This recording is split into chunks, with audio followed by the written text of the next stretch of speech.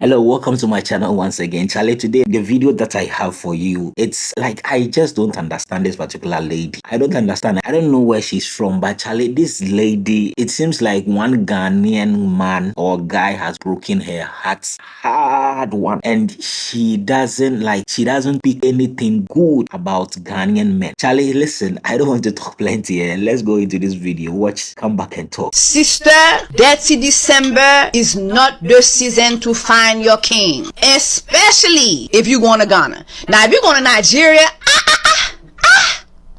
your king is not in Ghana. Boko jamwe ne kras kon sa. Them motherfuckers is cheap as fuck. Ne Ghana kras.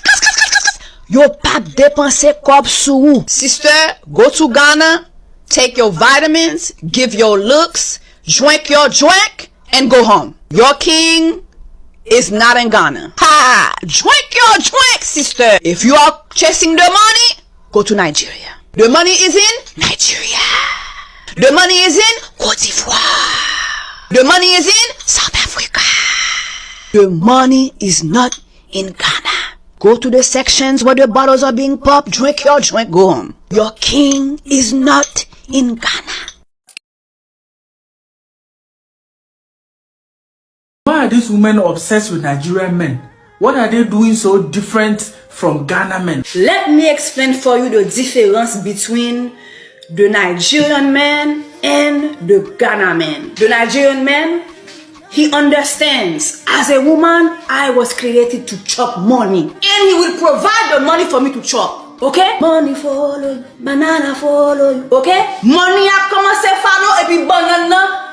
Actively. There's no problem. I don't have no problem for that. But he's going to make sure he's going to provide the money for me to chop. Men from Ghana, hi! Bon, boko jamwane kras konsa nan vim. Hey! This is a visual of the Ghana man spending money for you. He's pinching pennies. It's like when you go to the park and you're feeding the birds bread, he's dropping bread. Droplets of bread. He's feeding you crumbs, bread. Sister, dirty December is not the season to find your king, especially if you're going to Ghana. Your king is not in Ghana. Boko jamwe ne kras kon sa. Them motherfuckers is. I wholeheartedly disagree. Now, you're not going to go there and find your husband, that's for sure. However, the ballers are there. I've been twice, and me and my friends have had a time. Men will spend money, and they will make sure you have access to whatever you need. We didn't buy VIP tickets for anything and ended up in VIP every time. We ended up in sections every time. We had men buy us bottles. There were many a times we went to places where everything was taken care of and we did not spend a dime. There were many a times we did not pay to get into places where you needed to pay. There were times we were in the back of the line and random men came and got us and we ended up in a section. Like, the ballers are there. I have experienced it and it is just a lot of fun. Also, me and my homegirls each met a British Ghanaian, like just separately, and each of us have been flown out to London. like anything can happen in Ghana. And please don't let me get on the UK mandem. The money is spent. These stories me and my homegirls have about the UK mandem, please, please. Ghana is where it's at, for sure. On my very first day in Ghana, I land at the airport. This beautiful, beautiful black Mercedes pulls up. My friend hops out. She's like, Elsa, Elsa! So she introduces me to the guy she's with. She's like, this is Ramsey. Ramsey is the guy who was so gracious to host us when we were there. I had never met Ramsey. I didn't know Ramsey. This was the first time we were ever meeting. He takes me to his house. Beautiful, stunning house. Beautiful pool, beautiful garden. Stunning house. He gives me one of the guest bedrooms, and during my whole time with Ramsey, like when I would go out, party, come back, leave my room in a mess, I would always find it cleaned up when I came back. And in the mornings, every morning when I had a hangover, I would always find like the cook has made a meal for me and my friend, like every single time. Or if we didn't eat, sometimes she'd actually come in and check on us and she'd be like, hey, like, madam, did you eat? Like, did you eat? And you know, even on my first weekend, because I got there on a Thursday, we partied Thursday, we partied Friday, and then on Saturday, Ramsey took us to this chateau in the beach. For those who don't know what a chateau is, it's like It's like a castle and a villa combined. So he took us to this chateau by the beach, and like he was just so nice. Everyone loved him. Even when he got there, even when we got to like the chateau, the staff was so happy to see him, and they're like, "Oh, Mr. Ramsey, you're here," and you know. The thing is, Ramsey owns a restaurant in Ghana, Kozo, beautiful Japanese restaurant. My favorite restaurant in Ghana, actually. And every time like we'd go out to eat, I would want to pay. Like I would offer to pay, because we do not take from our friends' business. We support our friends. We do not take. We don't go and take free things. We support them. So anyway, I'm trying to like pay for my stuff. Ramsey never lets me pay. It got to a point I had to start like sneaking to go pay the bill. I remember the last time I met him, I went to meet him at the restaurant, because we do this one-on-one dates sometimes, right? So I went to meet him at the restaurant, and I sneak off to pay, and the waiter was like, Mr. Ramsey said no. And I was like, no, but I want to pay. And he was like, yeah, I hear you, but he's my boss, so no. You know why I'm telling you guys about Ramsey and how amazing he is, and how much like he's just taking care of me. Even this is the last example I'm gonna give. The last time I was in Ghana, I remember I just said to him, I was like, hey Ramsey, like I'm in Ghana. He said to me, he was like, a couple of us are going to the beach for the night. You wanna come? Yes, like he's always included me.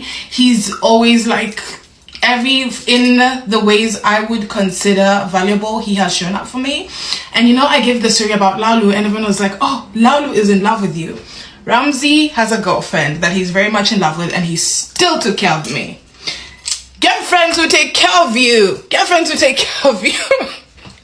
So my question is, how many Ghanaian men has she even dated? No, it seems like this lady, one Ghanaian man has broken her heart before, and she's just using that to just talk trash about Ghanaian men. Even me, personally, I have tons of videos that I've shared on here that a lot of African Americans, Black British, talking good about Ghanaian men and how they've been treated when they came to Ghana. Like tons of videos. Ghana December, everyone.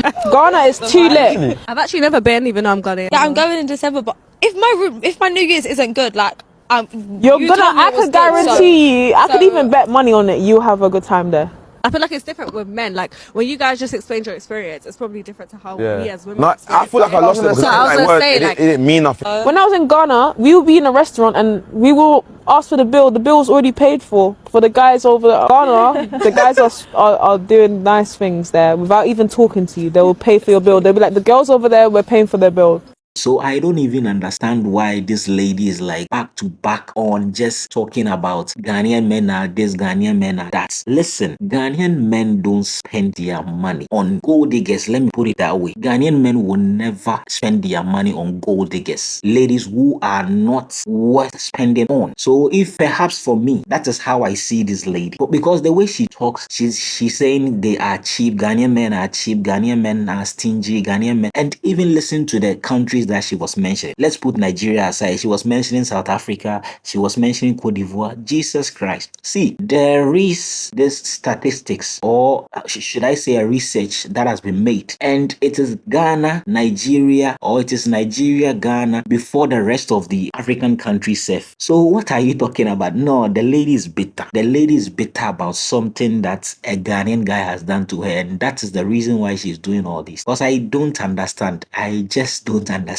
She's so bitter. There are tons of videos on the internet. Even see the comment section safe. The comment section, that video that she made, or this video that she made on TikTok. At the comment section, there are a lot of ladies debunking the fact that Ghanaian men are cheap, they are stingy or whatever. When you go to the comment section, most of them have just written, it is not true, it is not true, it is not true. My husband is Ghanaian. There's like plenty. So clearly, I feel like this lady is just bitter because perhaps one Ghanaian man has just and she has the platform because it seems like she's a content creator. She does podcast or something. So she's just using that to just trash the name of Ghanaian men. But hey, listen, that will never ever happen because ladies who have experienced Ghanaian men, they know Ghanaian men. Ghanaian men will never ever spend their money on gold diggers. Period. Thank you so much for watching.